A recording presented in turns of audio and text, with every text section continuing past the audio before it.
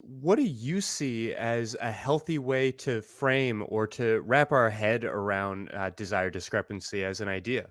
hmm So I find that the healthiest way to deal with it is not to blame the person. So if you think that your partner wants more sex than you can't say that, oh my God, you always want sex every time you approach me. It's like, so not to point a finger, not to attack your partner, but more trying to understand as well.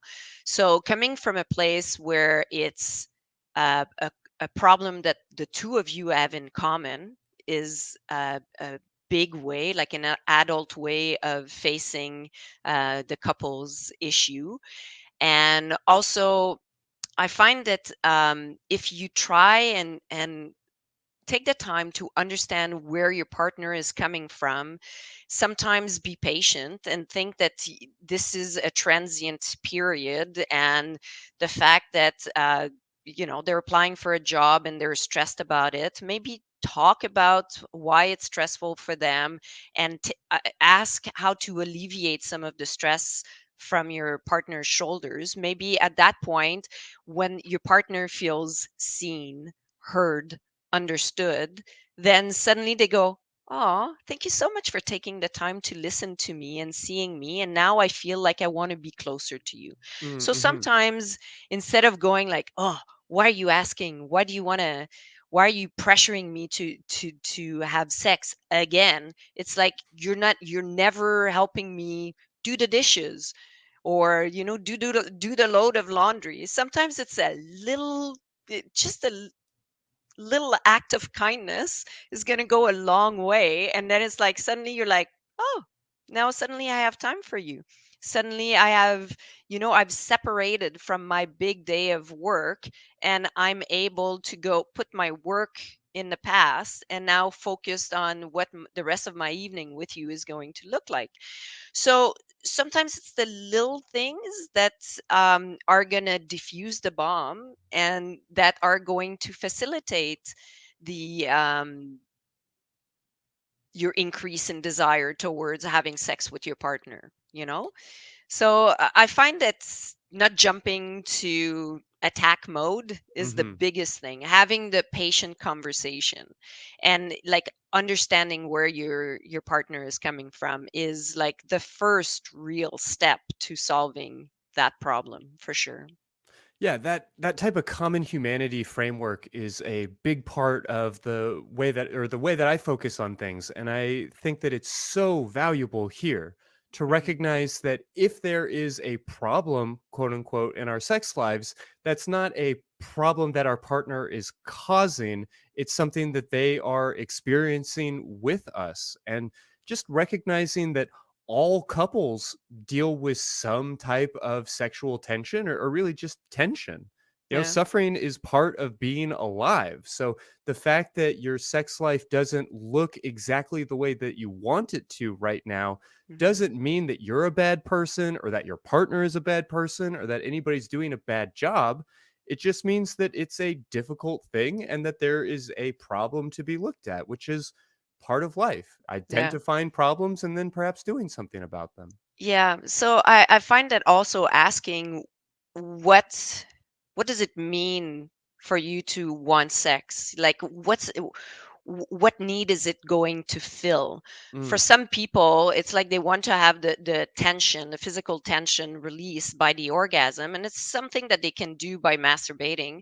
But some people, it's like they want to feel close to to their partner. They want to have that intimacy, and then you can go and get that intimacy like different ways. If sex is off the table, you can spend an evening where you massage one another, or you take a bath and then you talk about your day or about what's on your mind, and just that can create the intimacy that's necessary for your partner to feel like they were close to you that night, even if sex is off the table.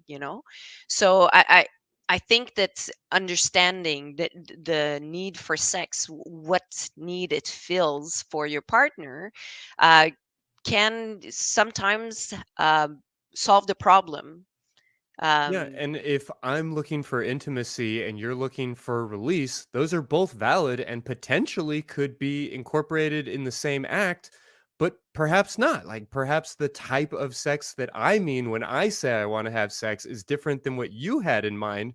And if we're not communicating about those needs, then not everybody's itch is going to get scratched. And after a while, if you're not being scratched where you itch, you're not really interested in getting a back rub anymore. exactly. Yep.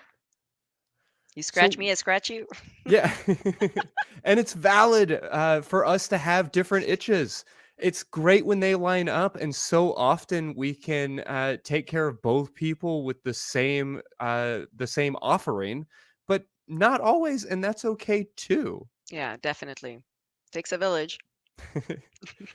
Are there any pitfalls that couples often fall into when they start to work on changing I guess, their relationship dynamic or in addressing some of these issues? What kind of mistakes get made?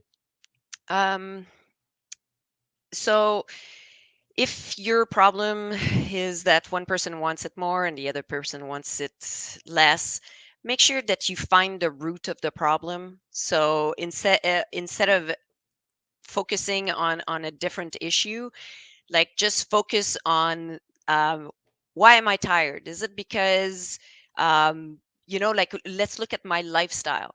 So if I need to start exercising, start losing weight, so if I need to eat better, maybe I'm going to have more energy so that in the end of the day, I have more energy for us.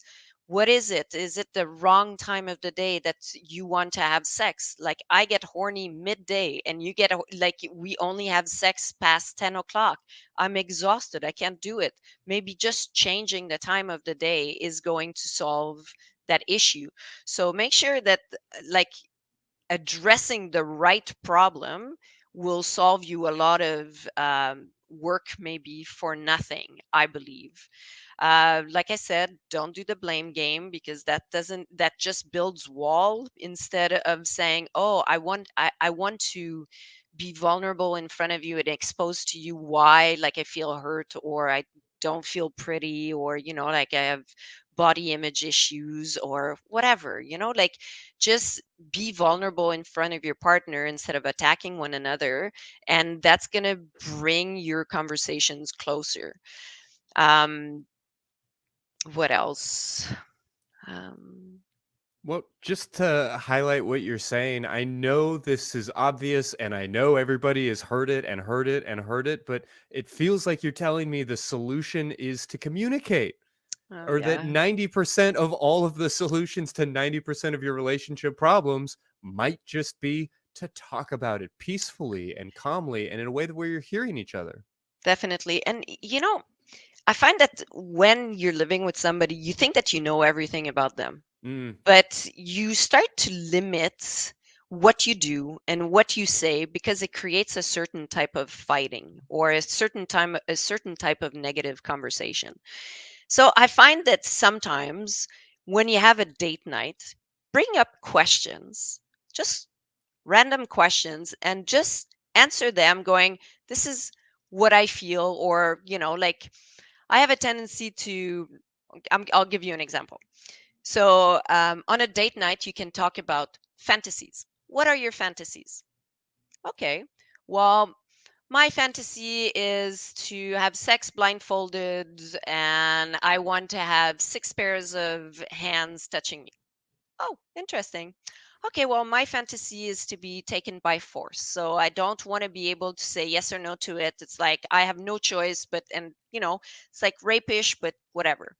So I in my practice, I always say there's three categories of fantasies. There's a fantasy that you could do right away. Oh, you want to be blindfolded and tickled with a feather, like in your erogenous zones. We can do it right here, right now. There's nobody. Let's do it. Okay. The second category of fantasy is a category where when the stars align, the threesome that you want to have with my best friend.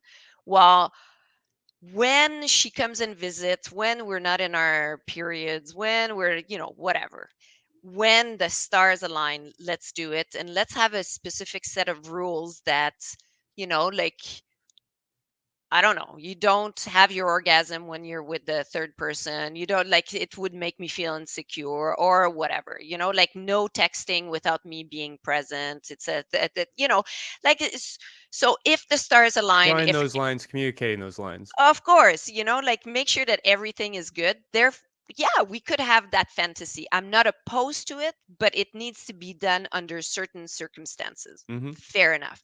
And then there's the third category of fantasy where it's like, it's in my head, it turns my body on, but I never want it to happen. The Sure. gang bang with the football team, my body reacts to it. I think, yeah, I can masturbate to it. I come very fast, but I don't necessarily want this to happen. So, and you don't even have to share that with your partner, that third category.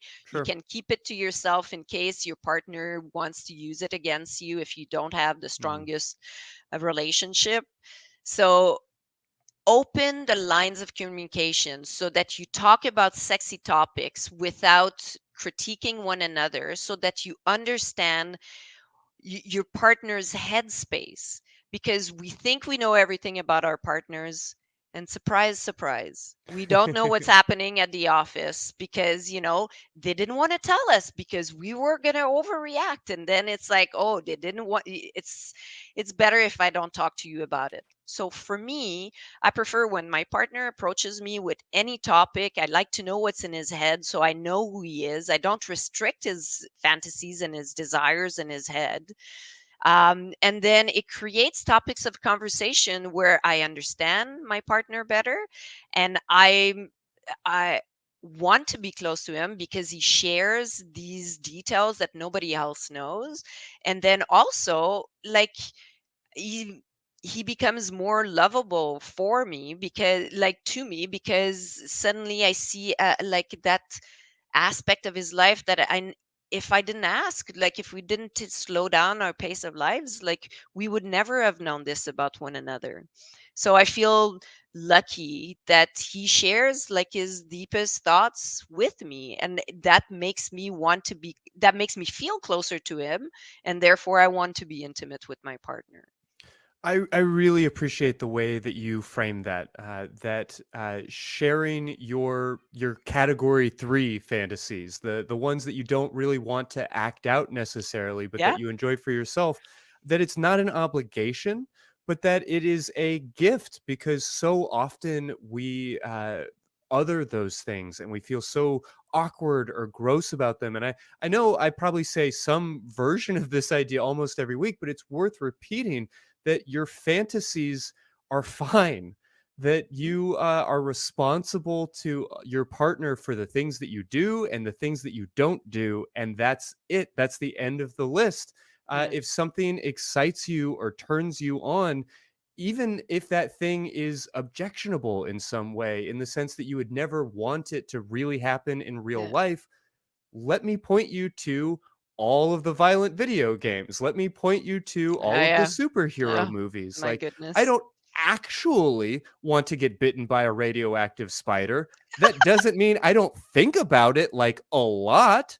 The fact that we fantasize about these things doesn't mean that we are approving of them. And when we have these ideas around violent sex or things like that, it doesn't mean that we are approving of those things. And I think that being willing to share that with your partner, while certainly not an obligation, is just an opportunity for intimacy. When you create that conversation, when you start asking questions, when you start to try to understand what tickles the fancy of your partner, then you're more willing to try what's going to turn them on. If you Hmm. don't know what turns them on, how can you try it? If they tell you, at least they give you a little bit of a map that you can follow, you can try it, and then they can teach you, and you can learn a part of their world that turns them on. Hmm. It's like if you go and when I started dating my partner, he loves cycling and I love rollerblading. I said, okay, no problem. You teach me your world and I will teach you my world. And now suddenly we have two activities that we're doing together instead of having just one. So he shared his world with me, and I'm like, okay, well, I can do that for you if it's something that I feel I'm comfortable trying. And when I say try, give it a fair shot. The first time you're going Sure. to try something, like it's not going to feel normal or comfortable. You're not necessarily going to be good at it, but go go for it. Do your education. So have the information that's necessary before you do it. Go do it with an open mind, be willing to learn and to fail and to try it again. And then if you really don't like it, then you can have a voice and say, you know, I tried that fish and multiple times, different ways, and I really don't like to eat that fish. Like, I'm done with that fish. Then it's like, okay, no problem. We're not going to eat that fish anymore. But thank you for trying, because for me, I'm going to continue ordering it if I'm allowed, but then I'm not going to impose it on you. Hmm. Or I'm going to eat it when I'm eating with somebody else, but not when you know what I mean? It's Yeah. Let's be flexible and willing to try for our partners. I yeah, really like to introduce Dan Savage's GGG, or good giving and game, to this yeah, conversation, because it's good that point. idea that we all desire a partner who is good in bed. That doesn't mean that you never make mistakes, because they're not really mistakes. Like a great dancer is somebody who's light on their feet, but they're also willing to sort of push themselves into situations where they might stumble a little bit, and that's Yeah, part of the fun. But you're good, but you're also game for anything and willing yeah, to try. It doesn't have to be anything, but like a sincere willingness to be open-minded and to experiment and to trust yourself and to trust your partner. That doesn't mean that you have to jump straight into being like waterboarded in the stockade if that's not your kink. But if you are willing to be curious about bondage, if you're willing to be yeah. curious about whatever it is that your partner is bringing up, and that you be giving, not that you need to exclusively give. In fact, I think it's important that a good sexual partner is able to receive, able to enjoy themselves, but willing to do things for the person that they love. So one of the biggest problems of long-term relationship is that you get stuck in a rut. Hmm. And getting stuck in a rut and having the best meal that you love, like you love lobster. Now you start eating lobster every night of every week, you get tired of lobster. So adding a little bit of diversity will help you stay interested into your sex life with your partner.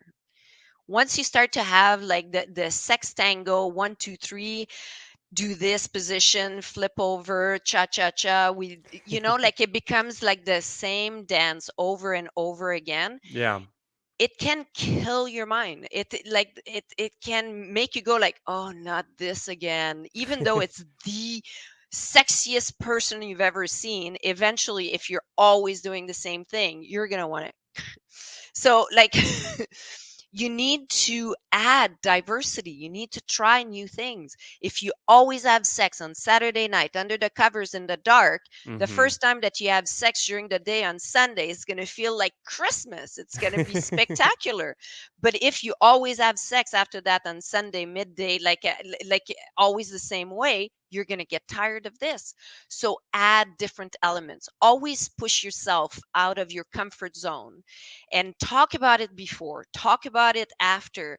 Try to say, what did you like about it? What would you change? Fine tune the experience with your partner.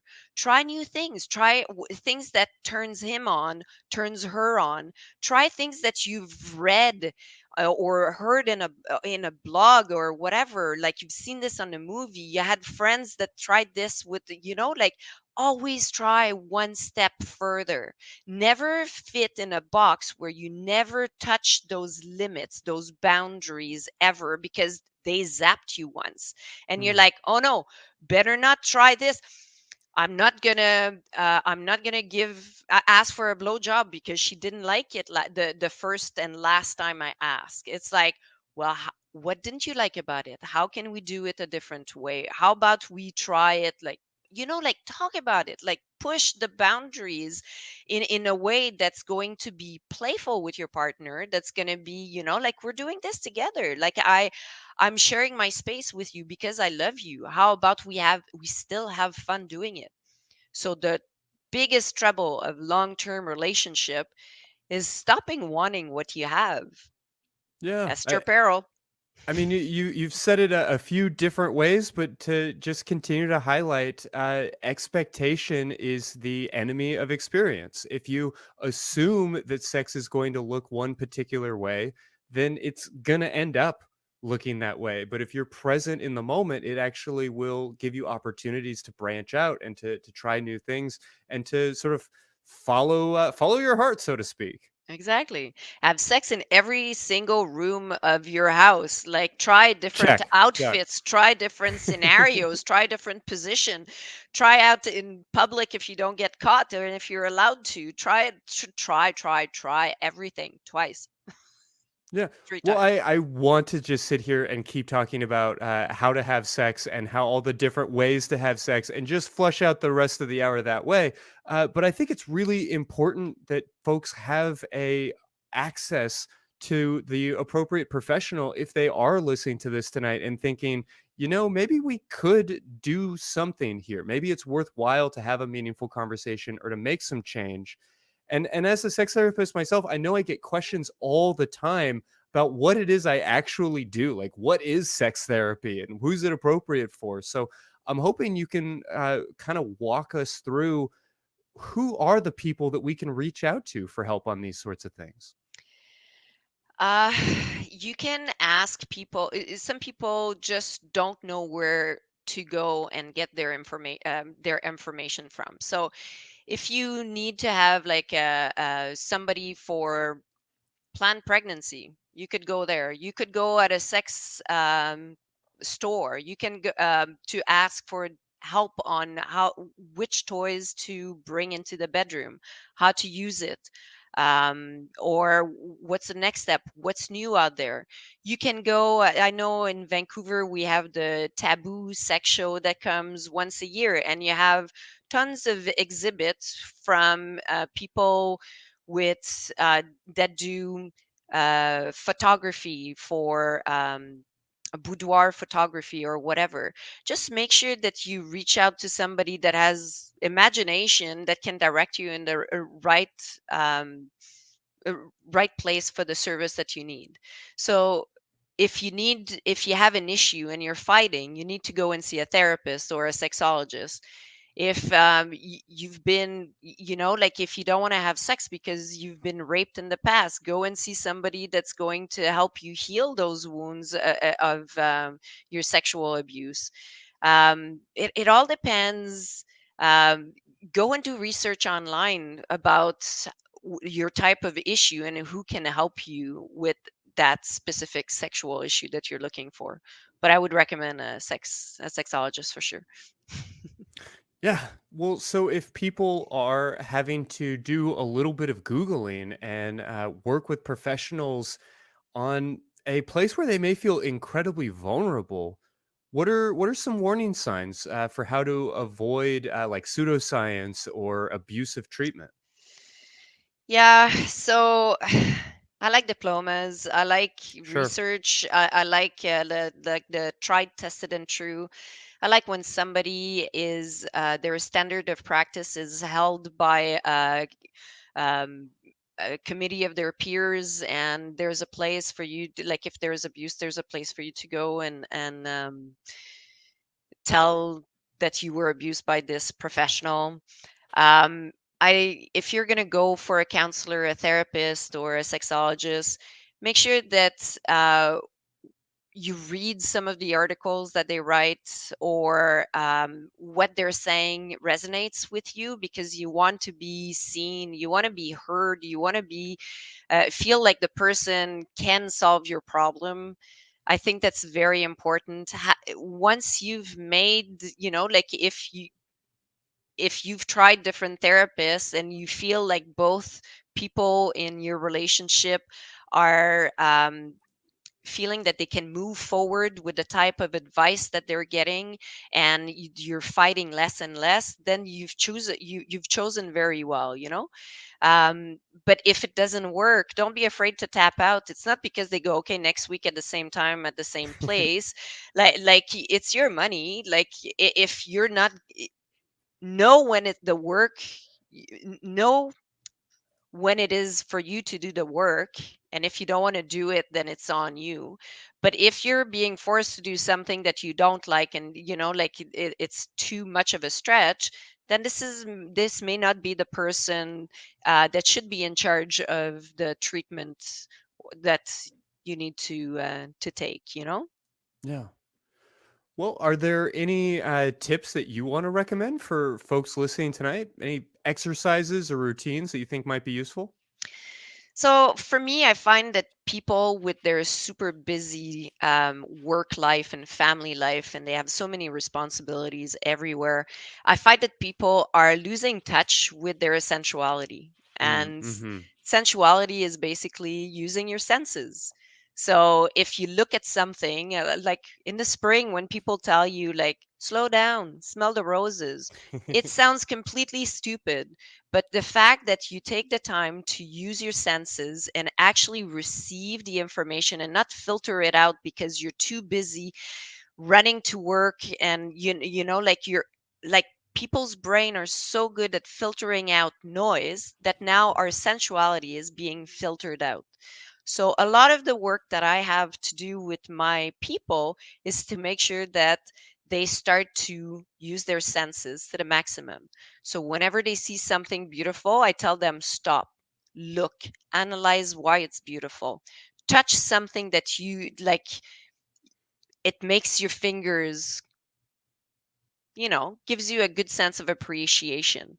What is it? Silk, velvet, I don't know, your food. Some people touch their food. Enjoy it. Enjoy the difference in temperature or whatever. The smells that you like.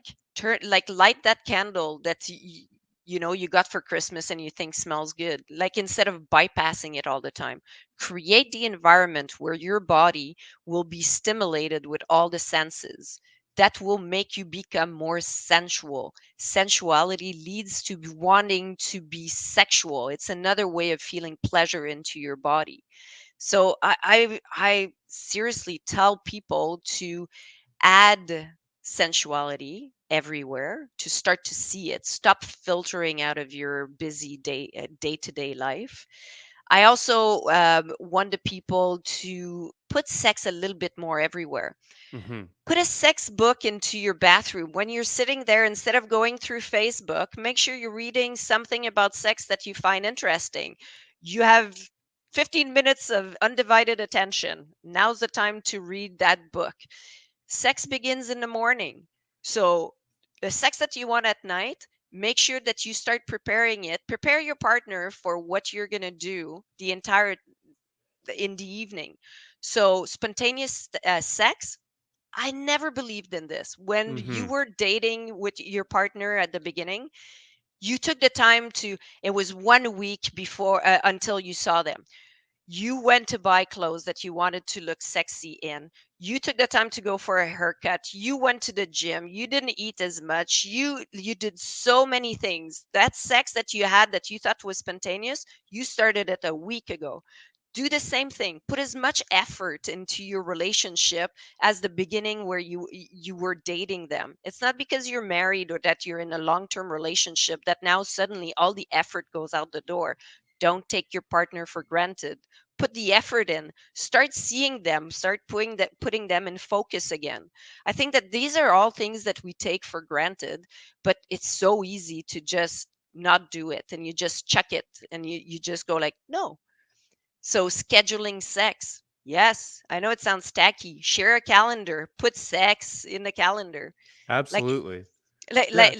If you're not gonna have sex because it's not in your calendar, that's a very easy fix. Just put it in your Just put it calendar. on the calendar. Yeah, the we don't have to overthink these things I know. sometimes, and we do get wrapped up in that Disney magical thinking that if we love each other enough, if I'm pretty enough, if I'm hot enough or manly enough, that sex will just happen organically.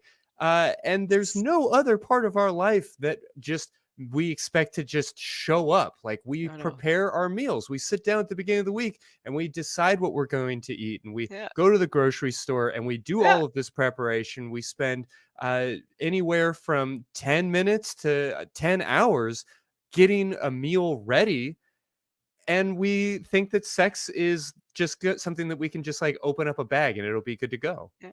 Good sex is hard work, but the payoffs are really worth it, Yeah, you know? good.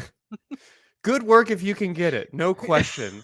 Well, with that, we're running a little bit behind. Oh, actually, let me move on because I wanted to see if there were any other particular resources that you wanted to point us towards tonight, or anything that you wanted to be sure that the audience had opportunity to learn more about these things with. Well, so I have 4 books here that I really enjoy. Mating in Captivity, of course, by Esther Perel. if Absolutely. if you're going to have a long-term relationship and having to keep that flame of passion alive, how other people are dealing with it and feeling that you're not alone, like Mating Activity in Captivity by Esther Perel is very, very good. Like it's one of the go-to books. I really enjoyed the book Rekindling Desire by Barry McCarty. I Mm. don't know if you've had That is the. actually the only one on your list that I wasn't familiar with. I've Oh, already added it to my Audible account for what it's worth, but I'd love for you to tell me yay! more. Well, it kind of tells you how to not take one road to your approach to sex, that the more roads that you will have to lead to the same endpoint, Mm, the better mhm. your repertoire, the better the possibility of outcome for you to actually get the sex that you wanted in the first place. How to deal with the issue as well. So, like, they talk about the team approach instead of talking about, like, you did this to me type of Sure. blame blame the other person game. So I just thought it was a good book for a couple that they could read and discuss and say, what resonated with you, and what do you think, how do you think we should approach it, like, and make it more personable for what we're living. So I Mhm. really enjoyed that book. Reclaiming Desire, like, was a book I really enjoyed because it really talked about, for me anyways, like hormones and how different levels of hormones in your body makes you a pursuer or makes you a person that's more receptive, because we all have the same hormones in our body, male and female, but it's the levels of different hormones that will make you more, hey baby, do you feel like having sex tonight? Or, oh, I don't know, like, convince me, so I think that this was very interesting as somebody that loves science. Like, if that's what you like, I really enjoyed that book for that. And Opening Up, I find that is a really good book for anybody who wants to step outside of the monogamous type of relationship, and how to do it in a safe way, and what's out there, and how to discuss it with your partner in a way that you're not going to break up your relationship because your partner is going to say, oh no, I'm not enough for you, and therefore, like, you want to dump me. So I really enjoyed those 4 books. I know it's a lot and it's pretty much all over the map, but yeah. No, I think you got people well covered. And if you missed any of those, you'll certainly be able to find them in the show notes for the episode. But before I start to take us out for tonight, I guess I was hoping that you could offer a little advice for people who are watching about how to feel about these discrepancies, because I think it can so often lead to a sort of anxiety and then panic and then shames and then maybe some numbness because of how powerful those emotions can be. And I recognize that we can't just fine tune these things, but what kind of advice would you offer people on how to think about or how to feel about this discrepancy issue with their partner? Yeah. I find that every time that there's a challenge in somebody's life, like you can see it as a downfall or you can see it as an opportunity to grow and get better at something. So, right now, you may be feeling like you're further away from your partner. But if you take the time to listen to your partner and to try to fix the issue with them, it may bring you closer than you've ever been with your partner. So, um, I believe that taking the time to refall in love with your partner because you're putting in the work can be giving you another 10 years to your relationship if that's what you want. So, investing in your relationship is never lost time, money, or energy. Well said. Well, Mhm. where can people learn more about you and about your work? So I have a website that's called doctorsexology.com. It's Hmm. very rudimentary because I'm old and, you know, I don't really know how to do nice, flashy things. But you can reach me on text at 604 or on my website where you're going to have my email address, which is drsexology@gmail.com or drsexology.com for my website.